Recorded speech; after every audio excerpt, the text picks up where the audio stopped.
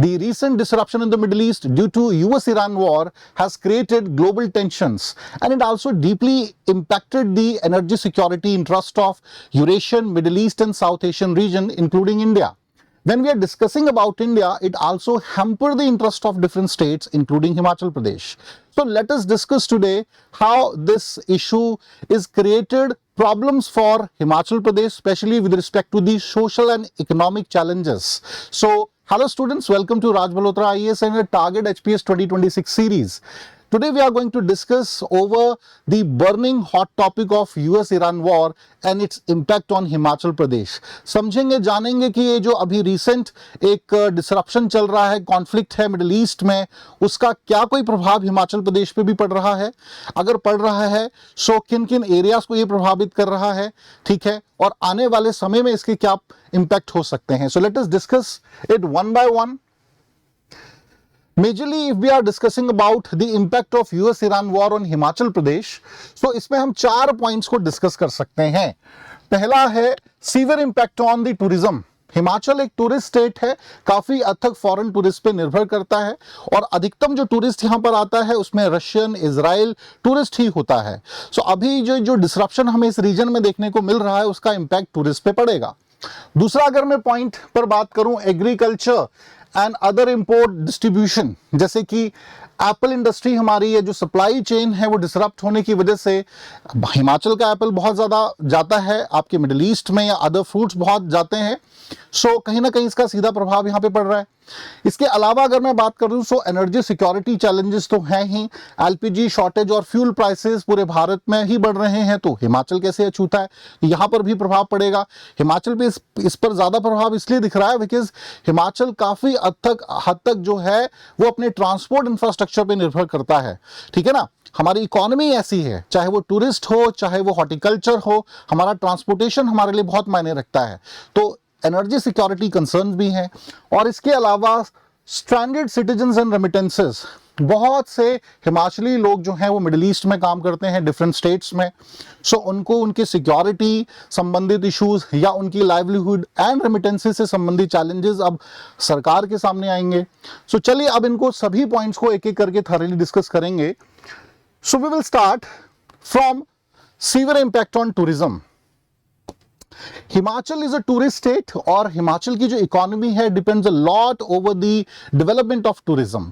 Specially जो foreign tourist है हर साल हिमाचल में आता है और काफ़ी हद तक जो है यहाँ की जो इनकम है लोगों की वो इस बात पे निर्भर करती है.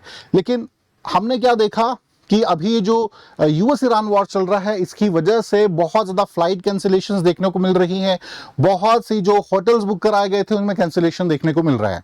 हिमाचल प्रदेश के डिफरेंट रीजन्स जो हैं ये हमेशा ही पसंदीदा रहे हैं फॉरेन टूरिस्ट के. चाहे हम बात करें धर्मकोट, जिसे मिनी इजराइल कहा जाता है, मैक्लोडगंज, धर्मशाला, ठीक है, बहुत फॉरेन टूरिस्ट यहाँ आता है. और बुद्धिज्म भी एक कारण है यहाँ प्रेजेंस होने का. लेकिन yes, Kasol, old Manali, Parvati valley region in Kullu, alright, ये सभी आकर्षण का केंद्र है, अट्रैक्शन का केंद्र है फॉरेन टूरिस्ट का. इसका एक और कारण है the image of Himachal Pradesh. जैसे कि अभी आपने एक रिपोर्ट सुनी होगी, पढ़ी होगी booking.com की, जो कि एक इंटरनेशनल वेबसाइट है specially with respect to the tourism.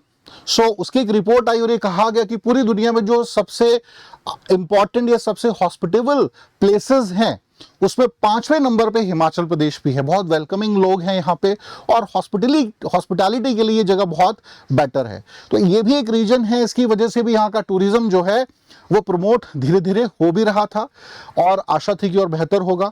इससे पहले अभी हमें कुछ चैलेंजेस ऑलरेडी देखने पड़े थे, जैसे ही डिसकंटिन्यूशन ऑफ आरडीजी सरकार ने करा था. 12.7% हमारा जो बजट है वो इससे प्रभावित हुआ था. सो इस बार हमें ये उम्मीद थी कि भाई हमारा टूरिज्म बहुत बेहतर होना चाहिए, सो दैट जो एक रेवेन्यू डेफिसिट 6,000 करोड़ का खड़ा होने वाला है हमारे समक्ष इस साल, उसको हम और जो है कम कर पाएं. But due to this issue problems हमें देखने को मिलती हैं. खैर, मैं बात करूंगा टूरिज्म के शेयर के कंटेक्स्ट में, तो 7 से 8% जो हिमाचल का टूरिज्म है ये यहाँ की जीडीपी में कंट्रीब्यूट कर रहा है. So it's a huge number. Talk about the other trades, क्या कारण है जिसकी वजह से ये इश्यूज क्रिएट होने वाले हैं। तो सबसे पहला है flight disruptions. What we have seen that recently कि जो आपका मिडल ईस्ट एयर स्पेस है वो डिसरप्ट है, क्लोजर अभी हमें देखने को मिल रहा है, जिसकी वजह से फ्लाइट्स में डिसरप्शन देखने को मिल रहा है। 100 of international flights are getting cancelled. बहुत से जो हमारे फॉरेन टूरिस्ट्स हैं उन्होंने अपनी फ्लाइट्स कैंसिल या होटल बुकिंग्स को कैंसिल करना स्टार्ट कर दिया है। Tourist standard new arrival halt जो है हमें ज्यादा देखने को मिल रहा है। ठीक है, इसके अलावा समर आने वाला है भाई, और समर ही वो सीजन होता है जहां सबसे ज्यादा टूरिस्ट हिमाचल प्रदेश में आता है, स्पेशली इन रीजन से जिसमें मुख्य रूप से इजरायली और रशियन टूरिस्ट ज्यादा रहता है। लेकिन अभी जो सिनारियो इस पूरे रीजन में बना हुआ है उसका सीधा सीधा प्रभाव पड़ने वाला है। अगर मैं लास्ट 2024-25 का भी डाटा की मैं बात करूं, so because of the conflict of Russia Ukraine, तो भी हमें एक भारी डिप देखने को मिला था। ठीक है, 90% जो टूरिस्ट था इन रीजन से आने वाला वो नहीं आया। ठीक है, मतलब एक डिप हमें देखने को मिला in terms of cancellation and tourist visits, foreign tourist of these regions visit here. तो अब एक बार फिर से ये समस्या आ सकती है। ठीक है, तो जैसे मैंने समर की बात करी, ऑलरेडी ये न्यूज़ आना शुरू हो गई है। लोकल होटलियर्स जो हैं, रेस्टोरेंट्स हैं, उनके वहां से, होम स्टेज के यहां से कि भाई कैंसिलेशंस हो रही हैं लगातार फॉरेन टूरिस्ट की। अभी रिसेंट पिछले हफ्ते का है कि 2 बड़े ग्रुप जो इजराइल से आने वाले थे यहां पर हिमाचल प्रदेश में, उन्होंने अपनी बुकिंग्स को कैंसिल कर दिया है। ठीक है, 15-20 और इजरायली जो यंगस्टर्स थे उन्होंने बुकिंग करी हुई थी अपनी फ्लाइट्स की और साथ ही साथ होटल्स की, they have also cancelled all. So it deeply impacted. अब एक आपको समझना है कि जब फॉरेन टूरिस्ट आता है ना, यह टूरिज्म जो है उसे एक ही सेक्टर जुड़ा हुआ नहीं है। टूरिस्ट जब यहाँ विजिट करता है तो ट्रांसपोर्टेशन है, तो उससे भी रोजगार हमें देखने को मिल रहा है। होटल्स में रुक रहा है, वहां पे लोग वर्कर्स होंगे, काम करने वाले। ठीक है, होटल स्टाफ होता है, उनकी भी आजीविका का साधन है। ठीक है, साथ ही साथ बहुत से sports activities, adventure sports activities जुड़ी रहती हैं, इवन उनके भी लाइवलीहुड का यही तो साधन है। तो ये सारे जो एरियाज है बच्चों, ये इंपैक्ट होने वाले हैं। चलिए अब बात करेंगे टूरिज्म के बाद। ठीक है, टूरिज्म के बाद हम बात करेंगे, ये तो मैंने अभी डिस्कस कर ही लिया कि भाई इस इशू की वजह से मिडिल ईस्ट एयर स्पेस जो है ये क्लोजर हमें देखने को मिल रहा है।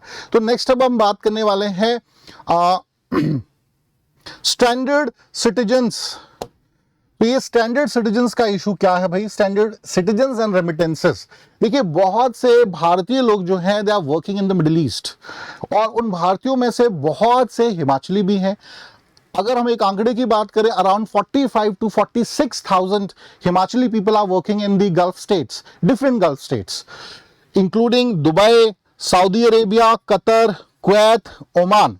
और अब जो सबसे बड़ा खतरा है, सबसे पहले तो there is a threat to their life also. तो एक सेफ इवैक्यूएशन जो है इनका होना चाहिए, ये सरकार के समक्ष चैलेंज है। दूसरा, आफ्टर दैट इनकी लाइवलीहुड एंड रेमिटेंसेस का क्या? तो ये चैलेंजेस जो हैं आने वाले समय में हमें देखने को मिलेंगे। हालांकि सरकार की तरफ से एक्शन लिया गया है, हेल्पलाइन नंबर जारी कर दिया गया है, और पोटेंशियल इवैक्यूएशन जो प्लान्स हैं वो भी सरकार बना रही है, इस पे काम भी कर रही है। ऑलराइट, चलिए अब नेक्स्ट हम बात करने वाले हैं एग्रीकल्चर। हिमाचल एग्रीकल्चर या हॉर्टिकल्चर जो है एक बहुत इंपॉर्टेंट कंपोनेंट है यहाँ की इकोनॉमी का। ठीक है, टूरिज्म के साथ साथ हमारा एग्रीकल्चर में हॉर्टिकल्चर मुख्य रूप से इंपॉर्टेंट है। कैसे इंपॉर्टेंट है? बिकॉज हिमाचल को एप्पल स्टेट कहा जाता है, एप्पल प्रोडक्शन में हम लीडिंग स्टेट हैं, और 23% जो हमारा इंपोर्ट है एप्पल, भारत का इंपोर्ट है, नॉट हिमाचल, भारत का जो 23% मिडिल ईस्ट जाता है वो डिसरप्ट हो गई है सप्लाई चेन। अब इसकी वजह से सीधा सीधा प्रभाव कहां की इकोनॉमी पर पड़ने वाला है? हिमाचल प्रदेश की इकोनॉमी भी पड़ेगा। ईरानियन एप्पल इंपोर्ट्स पे इसका प्रभाव पड़ने वाला है। तकरीबन हमारे 800 से 900 कंटेनर जो हैं carrying the apples and Kiwis, ये फंसे हुए हैं बंदर अब्बास पोर्ट पे। ठीक है, या अदर जो लोकल पोर्ट्स यहाँ के हैं वहां पर हमें फंसे पड़े हुए हैं। ठीक है, स्टक हैं, और पेरिशेबल प्रोडक्ट्स हैं भाई, लंबे समय तक नहीं रह सकते हैं, खराब हो जाएंगे। तो बहुत ज्यादा नुकसान जो है इस कंटेक्स्ट में भी हमें देखने को मिलेगा, स्पेशली हिमाचल को। इसके अलावा प्राइस वोलेटिलिटी के कंटेक्स्ट में भी हमें चैलेंजेस देखने को मिलेंगे।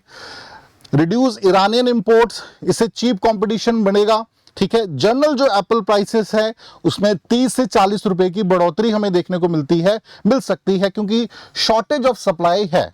ठीक है, इसके अलावा अगर मैं बात करूं जो अदर इंपॉर्टेंट एरियाज है भाई, 91% जो हमारी एनर्जी सिक्योरिटी नीड्स हैं उसके लिए हम निर्भर किस पे कर रहे हैं, we are depending a lot over the Middle East reason.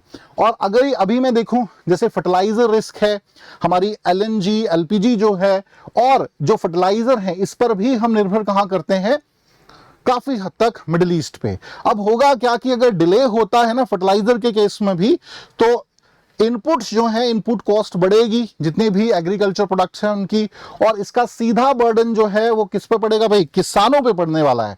Farmers ये बर्डन झेलेंगे, including the farmers of the Himachal Pradesh. So ये भी एक बहुत बड़ा कंसर्न हमारे समक्ष खड़ा हुआ है। इसके अलावा हम एनर्जी सिक्योरिटी कंसर्न पे बात कर सकते हैं। एनर्जी सिक्योरिटी कंसर्न तो है ही, इसकी वजह से इन्फ्लेशन बढ़ने की संभावना है। स्पेशली दो एरियाज हैं जिसमें एलपीजी शॉर्टेज हम कह सकते हैं भाई, शिमला में ऑलरेडी इसके संबंधित चैलेंजेस हमें देखने को मिल रहे हैं, और धीरे धीरे अब जो डिफरेंट रीजन्स हैं हिमाचल प्रदेश के, स्पेशली वो रीजन जहां ज्यादा टूरिस्ट कैची एरिया है, वहां पर ज्यादा डिसरप्शन देखने को मिलेगा। अगर सप्लाई चेन ही डिसरप्ट होगी तो टूरिस्ट के लिए आप क्या खिलाएंगे क्या उसको, है ना। इट्स अ ह्यूज चैलेंज, और इससे ना सिर्फ फॉरेन टूरिस्ट का इंटरेस्ट हार्म होगा भाई, लोकल जो टूरिस्ट जाता है हिमाचल में उनके लिए भी दिक्कतें रहेंगी, है ना। तो ओवरऑल टूरिज्म को भी यहां पर इंपैक्ट होने वाला है, या सप्लाई चेन डिसरप्शन की वजह से प्रॉब्लम होने वाली है। मैं पहले भी बात कर चुका हूं कि हिमाचल प्रदेश का टूरिज्म जो है वो ट्रांसपोर्टेशन पे बहुत अधिक निर्भर करता है। So what we have seen that now, fuel price inflation, जो फ्यूल प्राइस इन्फ्लेशन है वो भी बढ़ रहा है। ठीक है ना, अभी $120 पर बैरल जो है मार्च 2026 का ये डेटा है। इसकी वजह से हमें फ्यूल हाइक देखने को मिलेगा, और इसका सीधा सीधा प्रभाव हिमाचल प्रदेश पे भी पड़ेगा। इसके अलावा सीमेंट या फिर जो अदर डेली एसेंशियल्स हैं जिनके लिए हम निर्भर करते थे मिडिल ईस्ट पर, तो सप्लाई चेन डिसरप्ट होने की वजह से इसके लिए भी भुगतान जो है अब हमें करना पड़ेगा, और हमें प्रॉब्लम्स आ सकती हैं even with respect to this. Alright, या तो बहुत महंगे ये प्रोडक्ट्स मिलेंगे जिनके लिए हम मिडिल ईस्ट पे निर्भर कर रहे हैं, ठीक है, या फिर स्कैसिटी ऑफ सोर्सेज रहने वाली है। तो ये कुछ इंपॉर्टेंट एस्पेक्ट्स थे which we have discussed, and I hope आपको समझ आया होगा कि कैसे यूएस ईरान कॉन्फ्लिक्ट एक ग्लोबल कॉन्फ्लिक्ट तो है ही, ठीक है, और डिफरेंट रीजन्स को ग्लोबली इंपैक्ट कर रहा है, बट इसका एक रीजनल इंपैक्ट भी है, स्पेशली अगर हम इसको हिमाचल के कंटेक्स्ट में समझें तो। चलिए स्टूडेंट, आज के लिए इतना ही। अपना कीमती समय देने के लिए आप सभी का बहुत बहुत शुक्रिया। Have a nice day, take care.